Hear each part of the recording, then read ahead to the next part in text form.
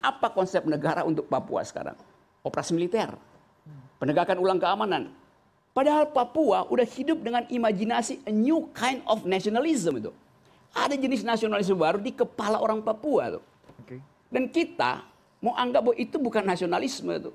Lo itu otentik ada di situ. Yeah. Di seluruh dunia orang hidup dengan cara itu. Catalonia di Spanyol tuh, Baski di Spanyol tuh, Quebec di Kanada segala macam tuh, Skotlandia.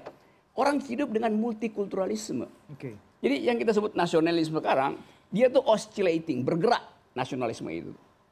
Sekarang pemerintah mau pangkas itu supaya jadi stabil. Dengan cara apa? Dengan cara kekerasan, dengan cara operasi militer. Mestinya dengan pendekatan hak asasi manusia. Anda lihat resepnya masih sama nggak dengan 10, 20, 30, Masih. 40 tahun yang lalu? Ya karena pengambil kebijakannya masih orang yang sama. Yang itu juga. Yang pengetahuannya tentang mengatasi konflik cuman itu. Bab 1 doang tuh.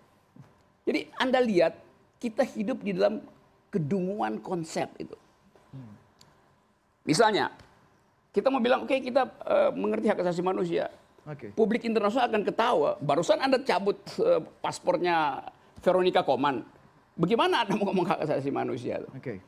Jadi, semua soal ini memperlihatkan bahwa negeri ini atau pemerintah gak punya konsep untuk menyelesaikan sesuatu yang berdimensi internasional itu.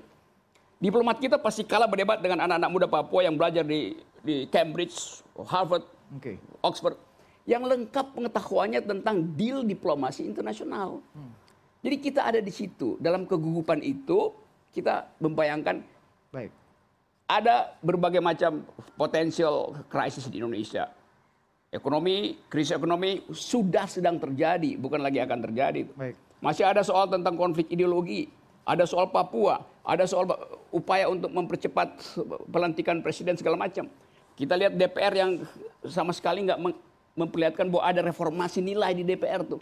Seluruh kompleks persoalan ini, kalau dibaca secara internasional, para sebut aja pemain atau politisi-politisi yang luar negeri yang ingin ambil gain dari keadaan ini, anggap ini saatnya kita porak-porandakan Indonesia tuh. Oke. Jadi cara berpikir itu mesti dipindahkan dari sekedar menerangkan soal teknis pembunuhan, harus dipindahkan menjadi problem internasional melalui pintu hak asasi manusia. Tapi orang Papua itu memerlukan recognition, politics of recognition, bukan distribusi, bukan disogok dengan jalan tol. Dia nggak perlu itu, karena tadi ada past memory, politics of fear di belakang itu. Oke. Dialektikanya adalah